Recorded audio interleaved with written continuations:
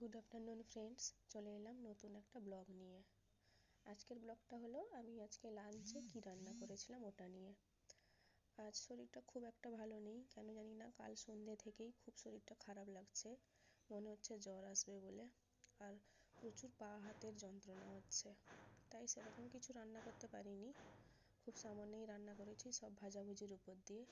দেখতেই পাচ্ছ করেছিলাম আমি আলু বিনস ভাজা, টক ডাল আমচুর দিয়ে, আর এটা হচ্ছে বেথুয়া শাক, আর এটাকে বলে বেথো শাক, তোমরা কে কে খাও জানাও। আর এটা হচ্ছে ব্রোকলি ভাজা।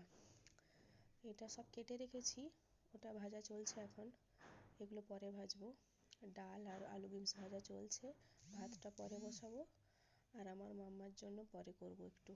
আর ওকে দেখো, ওকে একবার দেখাই তোমাদের, ওই তেলের প্যাকেট ওর বাবা কিনে এনেছিল, ওটাকে নিয়ে ব্যালকনিতে চলে এসছে, দিয়ে বসে ওই যেরকম পুতুলকে ঘুম পাড়ানো হয় ওরকম ঘুম পাড়ানি গান গাইছে।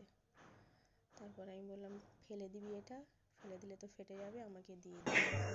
ভুলেই গেছিলাম এটা বলতে, এটা হচ্ছে খয়রা মাছ, সঙ্গে থাকবে খয়রা মাছের ভাজা।